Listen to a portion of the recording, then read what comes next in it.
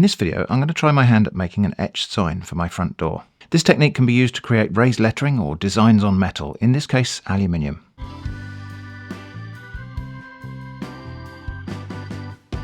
This is a project with a specific purpose. What happened was this: when we moved into Shrimp Cottage, there were two separate doorbell buttons on the front door and neither of them worked very well. One of them was this wireless thing.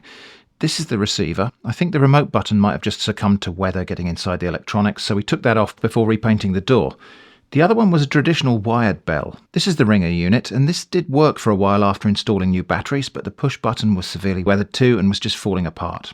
I could have just replaced the button, but the whole setup was just a bit janky and needed replacing, and I mildly dislike how, when the batteries die in a doorbell like this, it's a completely silent failure.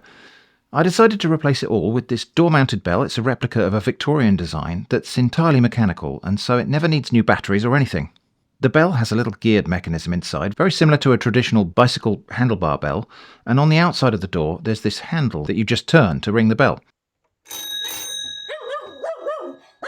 It's beautifully simple, and I like the traditional look and feel. But in choosing this, I've created a brand new problem. The handle on the outside doesn't look obviously like it's a doorbell. Not a huge problem. Visitors could always just use the knocker that's built into the letterbox cover, or they could knock on the door. But I think I want a little sign that makes it obvious that turn handle is a doorbell. I couldn't find anything that I thought really looked the part, or would fit on the only part of the door where the bell could be mounted. So I decided to make one, and it's going to be made of etched aluminium. I spent a little bit of time figuring out what I wanted it to look like, and what text I wanted on it. Should it say "Please ring the bell"? Should it just say "Doorbell"? And so on. I decided on "Please ring," accompanied by an arrow which will point to the ringer handle. I printed this out on my laser printer and was in the process of cutting it out when I realised I needed it printed in mirrored form, so I flipped it and printed again. I put multiple copies on the page in different horizontal positions in case of imperfections in the printing. If there's a streak or line on the page, I should still get at least one usable print somewhere. I cut a small piece of 2mm aluminium sheet, lightly sanded the surface, degreased it with nail varnish remover, and placed the laser printed design face down on a clean metal. Then heated it with a clothes iron. The idea here is that a laser toner will melt and adhere to the metal. Then I can soak off the paper, leaving just the toner there on the metal, and this toner will resist the etching chemicals, while all the uncovered areas get eaten away a bit. I failed quite a few times on this. In most cases I seemed to get about 50% adhesion of the toner, which I then had to sand off in order to try again. I tried with some different, thinner and cheaper paper, and this seemed to work better. After soaking off the paper, I had more than 90% of the design transferred. I decided to try filling in the gaps with one of my nail art pens. I initially intended only to fill the holes, but in the end I went over the whole design, thinking this might be better. Spoiler, it wasn't. The next thing is to place this metal in an etching bath. There are a number of different options for the etching chemistry for aluminium. I decided to use copper sulfate solution because I already had that from a previous project. Aluminium is significantly more reactive than copper, so the aluminium should displace the copper. Atoms of aluminium tearing themselves off the surface of the metal plate and forming aluminium sulfate, or rather ions, in a solution of that salt, and the copper just being rejected as pure copper metal. That's the reaction that does the work, but to help that along, the solution will also contain some table salt, sodium chloride. The purpose of this, as I understand it, is to assist in breaking the passive layer of aluminium oxide that's inevitably there on the surface of the metal. There's also some sodium metabisulfite in there too. This is to inhibit the formation of aluminium hydroxide, which could precipitate and interfere with the etching. This reaction produces gases, mostly hydrogen gas, which is highly flammable, so a little bit of care is required to avoid things going boom.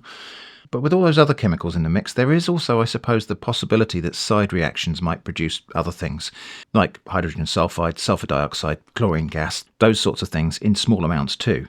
So this process should not be done in an enclosed space. I would have done this outside, but it was pouring with rain, so I opened the door and I had a fan running gently across the workbench to disperse the gases. As etching processes go, this one isn't the most toxic or dangerous, but proper precautions are still necessary, in particular eye protection in case of any splashes. You know, the stuff in here won't kill you at the slightest touch, but getting it in your eyes would be bad. In a matter of mere seconds, the etching bath went cloudy and it was possible to see specks of red copper metal being carried to the surface by the bubbling gases. Lifting the plate out of the bath revealed that etching was well underway. Interestingly, a lot of the copper seemed to be loosely deposited on the resist material. I brushed this off with gloved hands so the etching could continue evenly. After only about 5 minutes, it was clear that the exposed metal surface had been eaten away a bit, and after a total of 10 minutes, it had gone maybe 0.5 mm deep, and I decided to stop because I could see that the resist had come away in a few places, and those places were now also getting etched. I rinsed it off in plain water and left it to dry. I forgot to mention that before it went in the etch bath, I'd covered the back of the metal plate with tape in order to stop that side getting etched. Although this first run sort of worked, it's really not good enough as a final product, so I will try again, but for now I just tested the next bit of the process, which is to spray it with some black paint, then when that's dry, rub it back on a flat sheet of wet and dry abrasive. In theory that should only remove the paint from the raised parts, the lettering, and the black paint in the lower etched areas should be left more or less untouched. It didn't exactly work, but it didn't completely not work. I also found that just wiping on some paint was probably better than spraying and sanding back because the paint sticks much more readily to the rough etched parts than to the smooth areas where the resist was. This first attempt would be okay if the style I wanted could be described as grunge, but it's not. So, something went wrong, and it's certainly because I did something a bit wrong. I think the temptation for any onlooker at this point is to ask, why didn't you just get it right? Why didn't I research this process and do it properly? Why didn't I do the thing I didn't do, whatever that was? But of course I did research how to do this before starting, and I still failed. Why? The reality is, any process can have pitfalls, and not every tutorial will mention all of them or how to avoid all of them. So it was worth trying and failing just to expose those weak points, which I can now research specifically and hopefully avoid on attempt 2. And for low-stakes projects like this, learning the basics, then having a go, failing, then fixing the failure is probably a quicker and more efficient way to do some things, rather than painstakingly learning and researching every possible detail, including the irrelevant ones, before you start.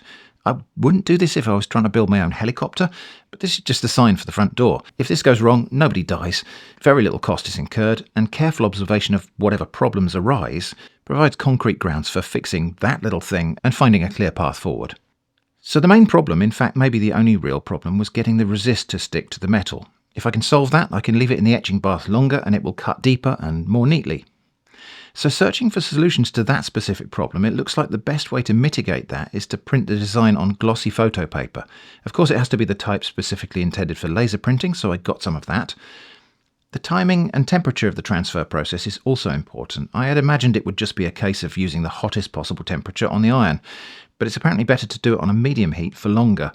My profound thanks to Polish YouTuber Publius for this video, linked in the card and description for those tips.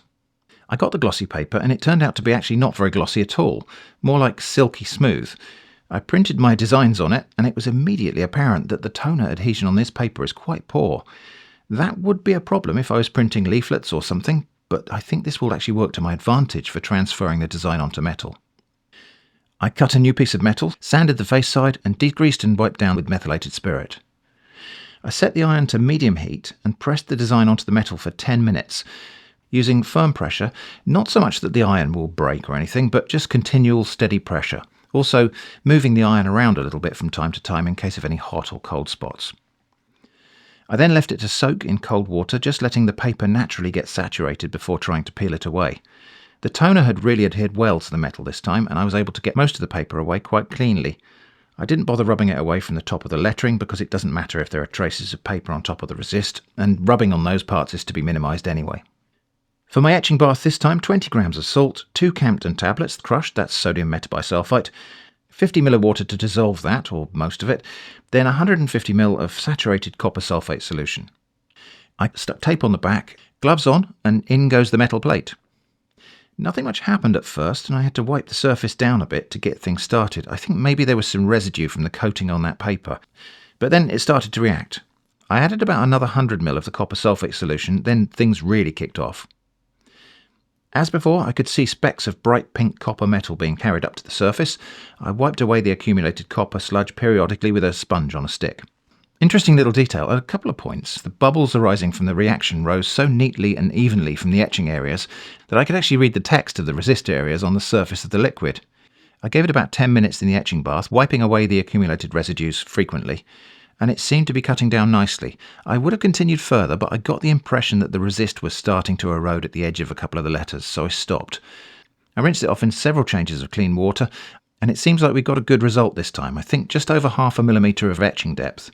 So the next thing to do was trim it down to size, so lots and lots and lots of filing away at the edges. For filing the internal corners, the file has a safe edge with no teeth on it, so it's possible to control which edge is being cut back. A quick sand of the edges to deburr, Next, I gave the raised areas a really gentle rub with some 320 grit abrasive to remove traces of the toner resist, and it's looking pretty good. There are some places where we've lost a bit of detail, especially the edges of the letter I, but I think this is usable. I cleaned it up with meths, then gave it a spray with some matte black self-priming paint, then wiped it back. I think it looks pretty nice like this with the thin application of paint, just making it look aged or something. But I want a bit more contrast, so I sprayed a full covering layer of the black paint on. When that was fully dried, I scraped back the raised areas with a knife blade, which exposed most of the lettering again, and then a little tidy up with some fine abrasive, and here's the result. Now to fix that on the door. I purposely didn't make any provision for screws, because if the aluminium was in contact with brass or steel, there would probably be some galvanic reaction and something would corrode quickly. So it'll just be stuck in place with one of these adhesive pads. If that doesn't stand up to exposure to weather, I'll try something else. So hopefully now visitors will be able to find and ring our doorbell. I hope this project has been interesting. I certainly enjoyed it, and I will be looking for opportunities to use this method again. Thanks for watching, and I hope to see you again soon.